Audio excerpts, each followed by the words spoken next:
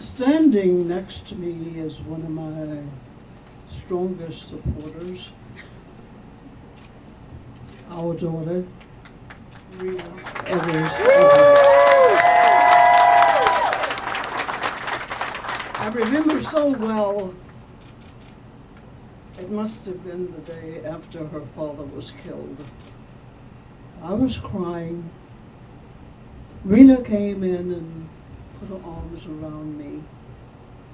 And she said, "Mom, don't cry. I'll take care of you." I have never forgotten that. Thank you, Rena.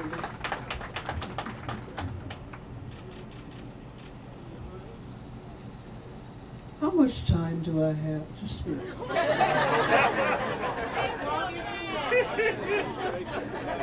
No, I'll make it brief. Do you want to say something? No. Okay. It's all mine. It's you. I'm fine. Thank you.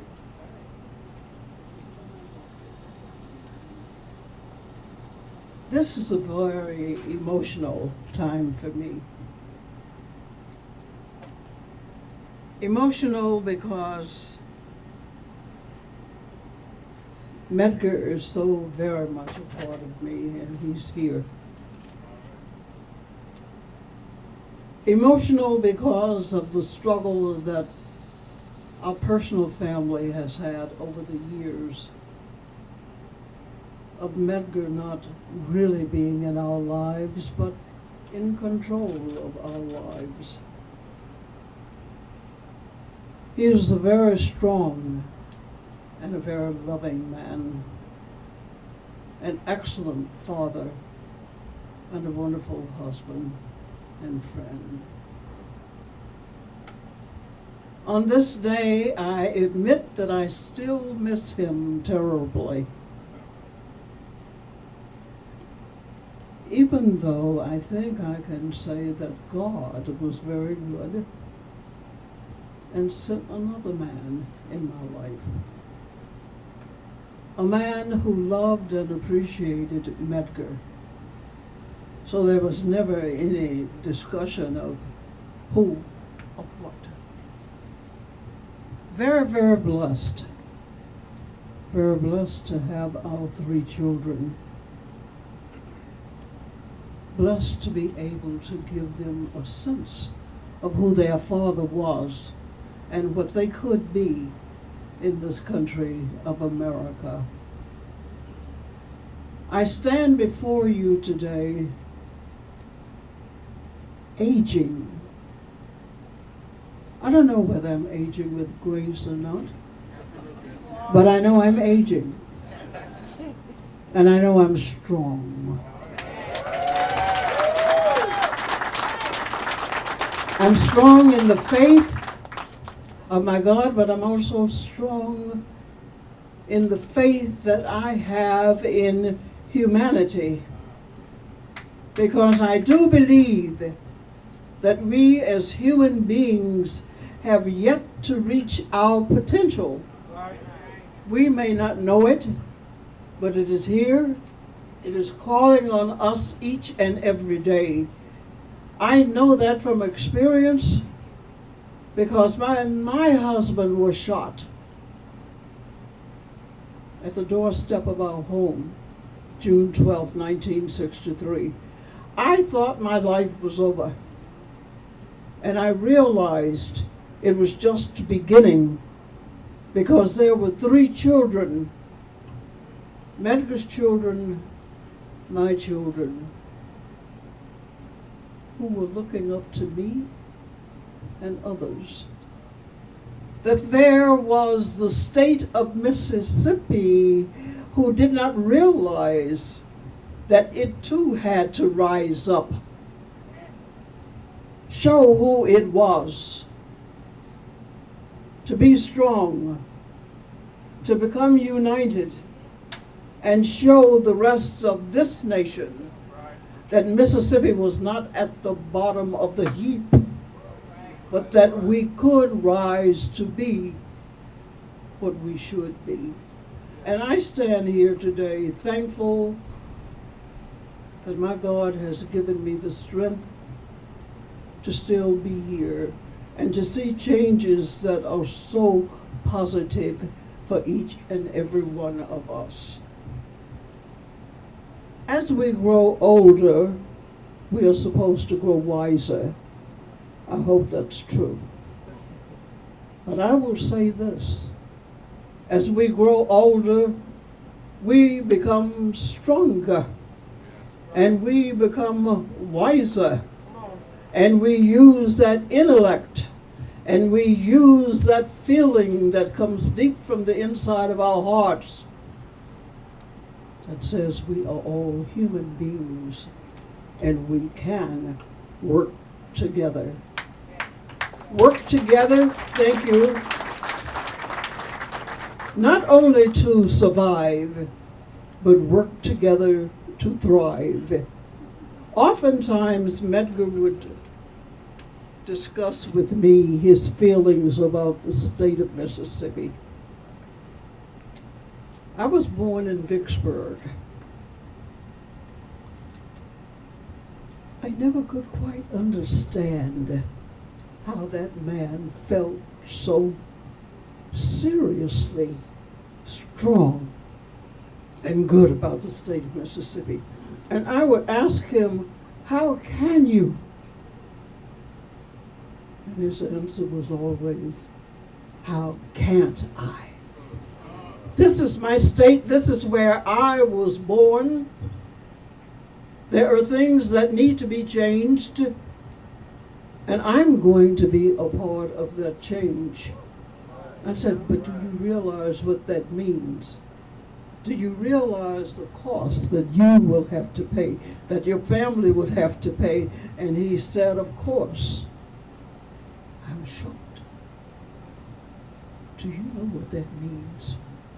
That those of us who love you so dearly might be left without you?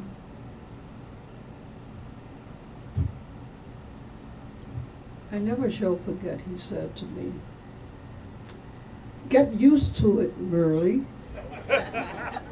Get used to it. That's why I'm here. That's why you're here. What about me? What about our children? And he would answer, what about all of the other people? What about my people? They're your people too. What about the people of the state of Mississippi in which I was born? I remember those discussions. And I remember there was a time when I said to him, make a decision.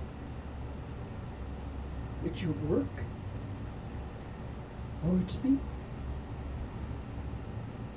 He told me, I'll think about it.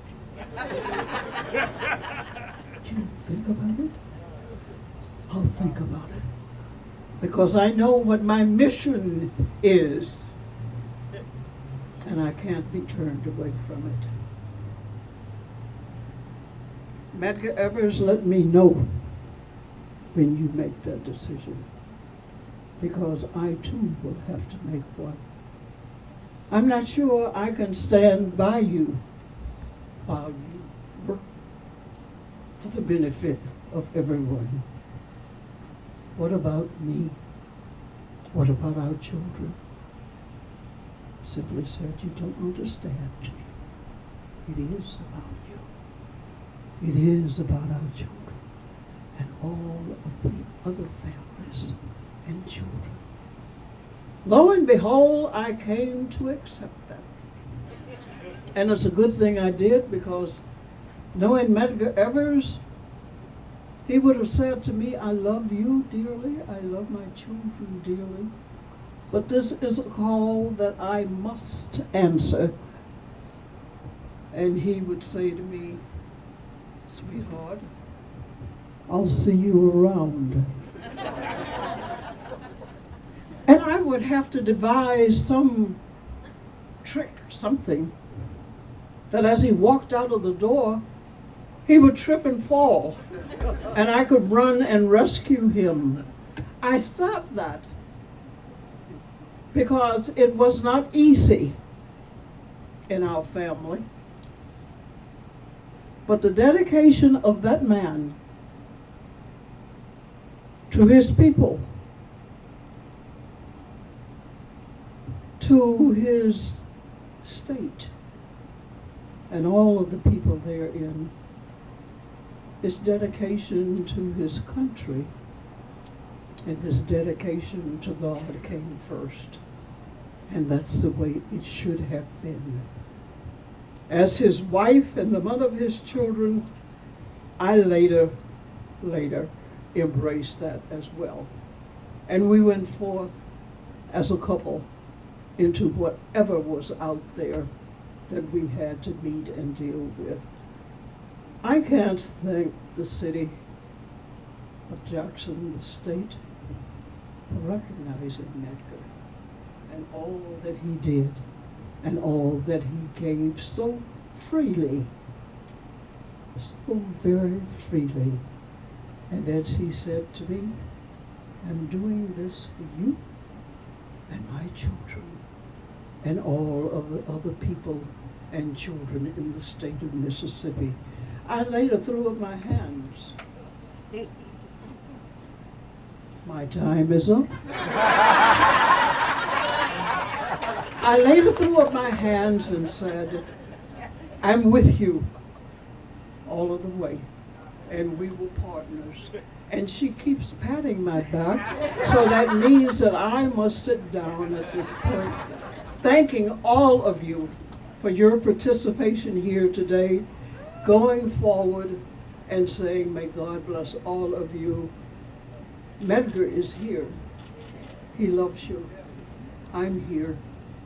I love you too, but not with the same strength and love that he had for the people, everyone in the state of Mississippi. And I thank you so much for today. I thank you so much for all of the planning and the doing. She keeps rubbing my back, so that means it's time to sit down. I love all of you and thank you so much.